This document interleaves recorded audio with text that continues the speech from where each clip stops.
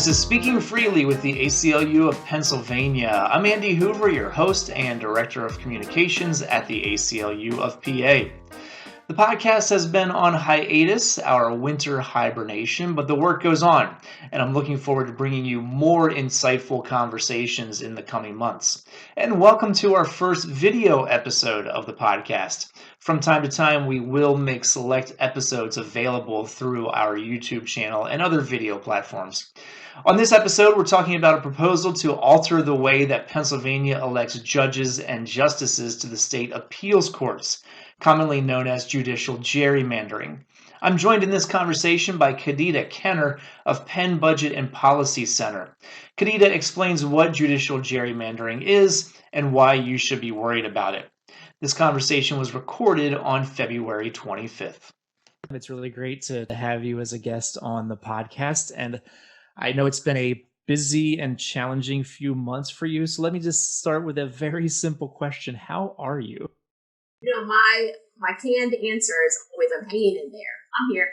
Yeah, no, I hear you. I know that you were involved in the Count Every Vote campaign and effort, and now you're doing judicial gerrymandering. I know you also had quite the bout with COVID as well, so you've been through a lot.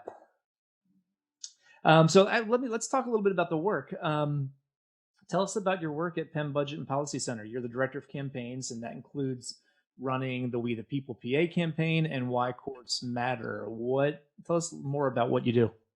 So this month, February, is my 4-year anniversary with the Pennsylvania Budget and Policy Center.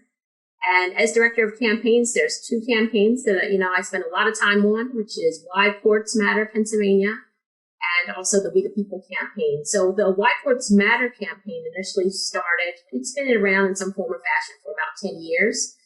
Really trying to push back on problematic judicial nominees from the last 4 years is where a lot of that work, a lot of that work was about trying to push back on the problematic judicial nominees of the Trump administration. So that's where we spent those 4 years. And now we're trying to make sure that we can maybe, add to the court potentially, particularly around the district court level. But because of what's been happening in the state of Pennsylvania, it's been a need to not only have federal court work done by White Courts Center Pennsylvania, but also try to do some more judicial independence work on the state court level. If we remember back to 2018 when our legislators were trying to impeach our Pennsylvania Supreme Court justices, that's when the Why Courts Matter work kind of turned to a state level. Then there's also the We the People campaign. So the We the People campaign is our proactive legislative agenda campaign where we're trying to move good progressive legislation through the halls of Harrisburg, be that, increase to the minimum wage, ensure that we have fair and equal funding to K-12, public schools, higher education, housing, democracy issues within the We the People campaign as well. But yeah, we stay busy, and it's a full-time legislature, so we stay busy year-round. Yes, I am well aware of the full-time legislature and all the havoc they can create over the course of a calendar year. But it's really great. The Why Courts Matter work is so important. The right wing has made the courts part of their project for 40 plus years. And so having progressive voices focus on the courts is really important. You and I actually have something in common in our professional lives besides the fact that we're advocates who live in Harrisburg. We both have a background in sports broadcasting. So how did you end up going from ESPN I believe that's where you worked, to being an advocate for Penn Budget and Policy Center? I've always been an advocate for the courts, been an advocate for good progressive policies. So, I've always had that in me. I was pre-legal, in college initially, but then I went back to school and got a degree in broadcast journalism because I always wanted to be like Pam Oliver, her job, something I always wanted. So I went back to school later in life in my 30s and got a degree in broadcast journalism. And, I had done things like I worked on Obama's campaign in 2008, and I had worked on Mayor Donner's campaign in Philadelphia re-election in 2011. So I had already had some of that background of working on political campaigns. I'm at issue advocacy. As a Black woman, I've had to advocate for my issues for a very long time. So, it's always been within me. But I, later on in life, I went back to school, got a degree in broadcast journalism, got the privilege to work at ESPN right out of college. That doesn't happen. So happy about that. also working with the CIAA, which is an HBCU sports conference in Charlotte, North Carolina. And I really enjoyed that. I was in production trucks on game day. I was there with the director and the producer, and I was making sure commercials ran. Making sure that we were set up for our ins and our outs of production. And here it was in Charlotte. I was living in Charlotte, North Carolina, where ESPN is, and we had something in North Carolina called HB2. There was legislation put forth that you had to use the bathroom that corresponded with your gender and birth. Because of that, the NCAA pulled out of Charlotte, in protest of what they were trying to do in Charlotte. And so some of us who worked in TV production found ourselves, without a gig for a little while. I was without, full-time means for like a week.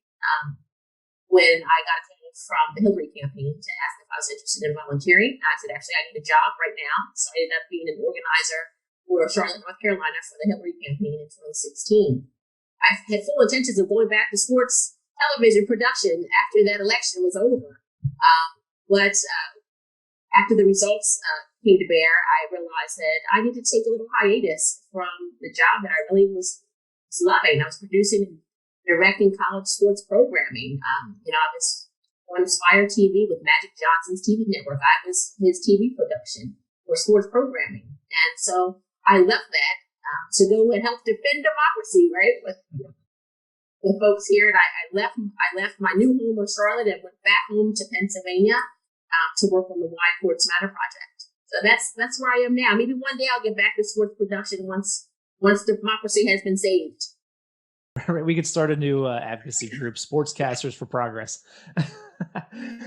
So let's talk about judicial gerrymandering and House Bill 38. This is why I wanted to have you on, because you are one of the recognized experts on this issue. First of all, let's just start with the basics. What is it and what does it do? House Bill 38 is it's a power grab. It's a poorly written bill. It's a power grab. That's my elevator pitch. Two-item elevator pitch. Poorly written bill that it's a power grab. What it is it would change the way, it would be an amendment to our Pennsylvania Constitution. And it would change the way that we currently elect our appellate court judges. So our Pennsylvania Supreme Court, our Pennsylvania Commonwealth, and our Pennsylvania Superior Courts. Currently, we elect those judges, 31 of them. We elect them in statewide elections, and we've done so for quite some time.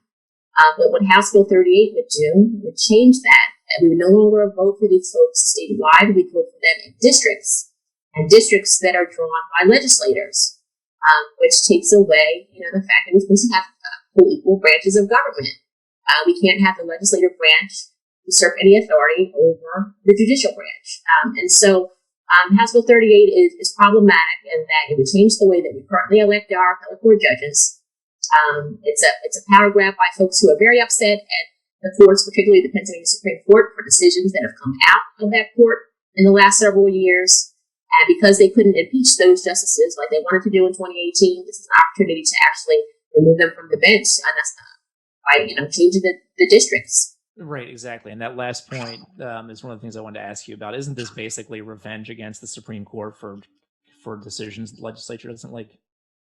Absolutely. This is all about some folks being very emotional about the outcomes of what's come out, the decisions that have come out of the court. And this is nothing new, Andy, right? So everything has some kind of historical perspective to it. We can go back to the 50s and the U.S. Supreme Court Chief Justice Earl Warren. Earl Warren's court was overturning lots of Jim Crow, one of those being Brown versus Board of Education. And what happened during these times when they were overturning horrible Jim Crow laws? There were some folks upset about the rulings that were coming out of Chief Justice Earl Warren's court. And so what they wanted to do was impeach him. There were billboards plastered all over the country saying, impeach Justice Earl Warren. They have a Confederate flag on one side and the United States flag on the other side of these billboards. They were unsuccessful, but this is right out of that kind of playbook, where if you're not happy with decisions that are coming out of the courts, you want to either impeach them. And if you can't impeach them, then you're going to find other creative ways to remove them from the bench. And that is what House Bill 38 is about. And that, it's not unusual for branches of government to be quarreling with each other. But if you're the average voter out there who's listening to this, what do you think are kind of the key 2 or 3 points why they should care? We may not all pay a lot of attention to government, right? We haven't had civics since the 9th and 10th grade, right?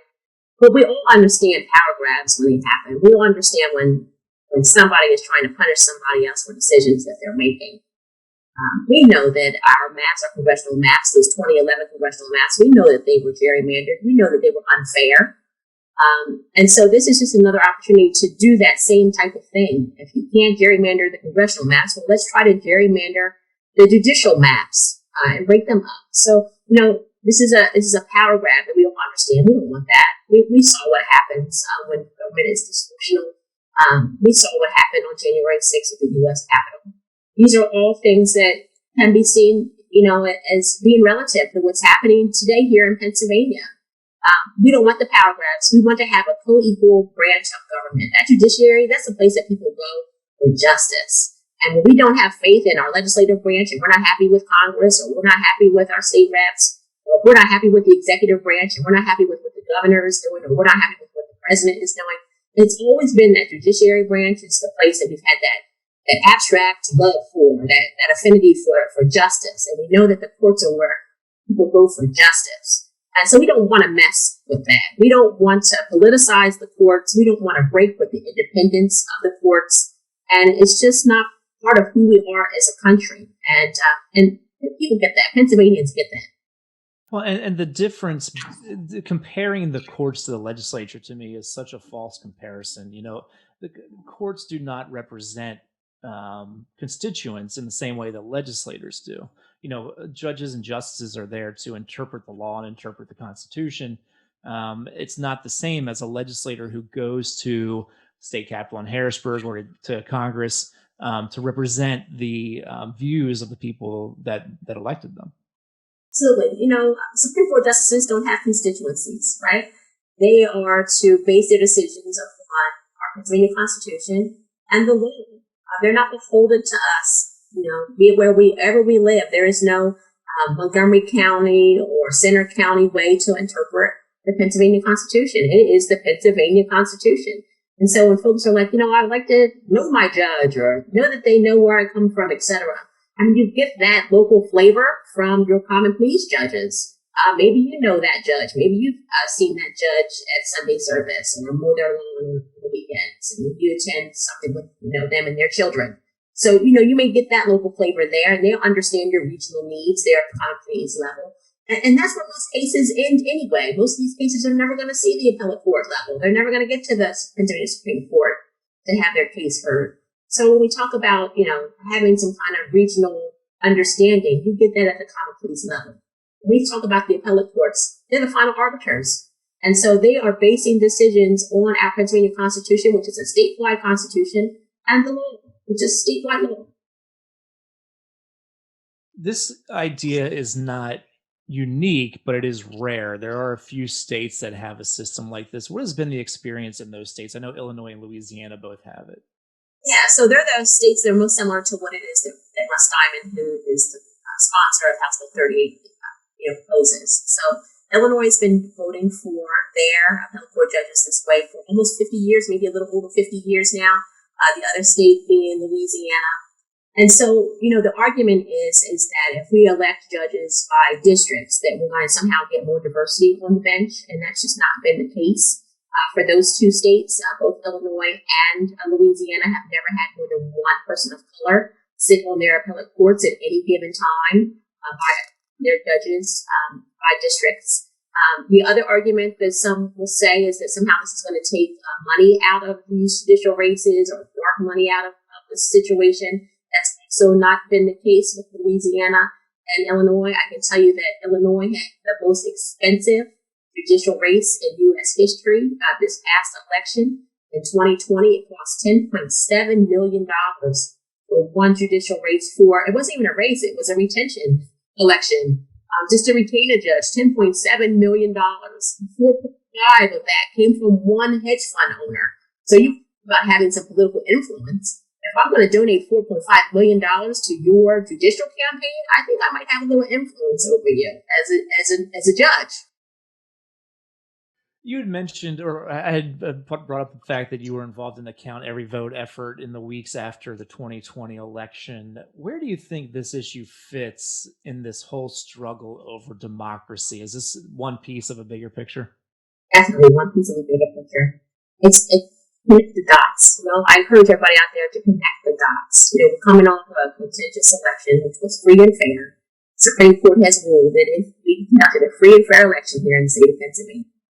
And, we have folks who are upset about the results of the election, trying to, spend weeks, months, more than 60 cases around our election, all to come back with results that they didn't like. And so this is just another way to usurp authority. Voters decided. Voters decided who, won this past election. And, decisions came out of courts. It's easy to connect that dot.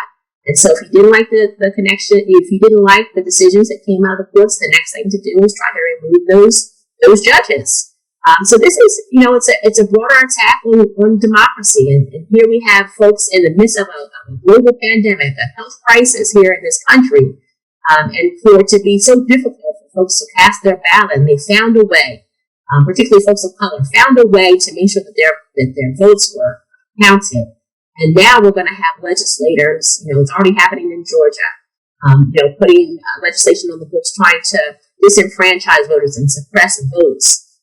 And so if that can happen in Georgia, that can happen in Pennsylvania. We already have folks who are not happy about how the mail-in ballot system worked here in the state. And we know that probably saved lives. People who didn't have to risk their life to get to the poll, they could vote safely from home and have their voices heard. So, this is an attack on our democracy, and we're not going to stand for it because we see it. We're aware of what's happening, and we're not going to stand for it. So following the twists and turns of legislation can be challenging, certainly for folks who their heads aren't in it 40 plus hours a week like yours and mine are. What's the process and what's the status of House Bill 38? So thanks to folks out there who contacted the legislators, we had conversations with the legislators, now through postcards and telephone calls, those who, got in touch with legislators and lobbied them on behalf of opposing House Bill 38. We thank all those people because of their advocacy. House Bill 38 will not be on the May ballot. So you will not see a question, a referendum question on your May ballot that alludes to this opportunity to break our judiciary into judicial districts. So that won't happen in May. I mean, there's three other questions that you'll see on the May ballot, but one of those will not be House Bill 38.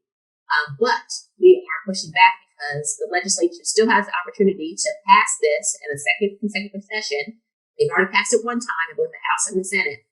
They pass it one more time in both the House and the Senate before August 2nd. This could make the November ballot. And so we need to make sure that doesn't happen because, Andy, in the state of Pennsylvania, we like to say yes on ballot referendum questions. We have said yes for the last 17 times there was a ballot since 1996. That's what Pennsylvanians do. We say yes. Yes, and sometimes people will say, well, Governor Wolf will veto that, but this does not go to the governor. It's a legislative matter, and once the legislature passes it, it goes to the ballot. Absolutely. The governor cannot veto this. So if folks listening to this want to take action, what can they do? Well, that's a great question. Please continue the advocacy that we've been on. It's worked. They tried to move this bill through the House and the Senate without us paying attention. They thought that after the 2020 election, that folks were going to go back to sleep. And they got a rude awakening when they found out that is not what happened. We'll continue to, make those phone calls. And that's what we ask everyone out there who's listening to this today, that they do. Continue making phone calls into your legislator's office. Those are very impactful. That's a groundswell of public opinion. If I get 4 people to call one legislator's office in the same day about the same issue, that's a groundswell of public opinion because how often do we actually reach out to our state legislators? So something people can do. They can also write letters to the editor and op-eds. People still read newspapers, so people can still do that. And we know that legislators read these op-eds and these letters to the editor, especially if their name is mentioned in it. So we can do that. There's also Judicial Independence Project of Pennsylvania. It is a grassroots and grass tops table, fight back table of more than 125 organizations that have come together to fight back against House Bill 38. We have a website. It is judicialindependencepa.org. And you can find their resources about this. There's an explainer video, a cartoonish type video to explain judicial districting. And then there's also the call to action, which is just a couple clicks of, go on your phone and click a couple things, and you can actually send a letter to your legislator right from there. It takes 60 seconds, literally 60 seconds. And if folks are interested in Penn Budget and Policy Center, the We the People campaign, Why Courts Matter, where can they go for information? You can go to our website, so krc-pdpc.org. We're all on Facebook. We do a great job keeping up with our Facebook pages, especially the Why Courts Matter Pennsylvania Facebook page. Go there. I encourage you to go there. We share lots of information on that Facebook page. But yeah, we're around. We host town halls. We're out there, and we can't do these things in public anymore, but we can do them on Zoom, and we're actually doing more of them now that we're able to do them on Zoom and other digital platforms. So look out for us. We're everywhere trying to educate constituents out there about these issues. We haven't had this since 9th and 10th grade, and now that we're home and maybe we have some opportunities to learn a little bit more, we can do that, and let's get engaged and have dialogue about these issues, and we can do it respectfully, and we need to have them because our democracy is at stake, and there's too many lives at stake if we're not paying attention and looking out for one another. Well, Kadida, thanks for all that great information. And I've been on those calls with the 125 organizations. Is that what you said? And you are leading the way. It's been great. And I will always appreciate your counsel. And sometimes we'll get calls from reporters about judges or about courts. And I'm like, ask Kadida Kenner. She'll know. So thanks for the time. Thank you. Thank you for having me, Andy. That's Kadida Kenner, Director of Campaigns for Penn Budget and Policy Center. Be sure to check out judicialindependencepa.org to learn more about House Bill 38 and about how to take action. ACLU-PA also has a live action alert where you can send an email to your state representative. The link to that action is in the show notes. As I mentioned, we will have select episodes of the podcast available by video. We're going to start offering those episodes on our YouTube channel, which is at the handle ACLU-PA. And that is a wrap on episode 55. The editor of this episode, both the audio and the video, was Cambria Lee. Our music is from bensound.com. The executive director of the ACLU of Pennsylvania is Reggie Shuford. I'm Andy Hoover. Until next time, be healthy and be free.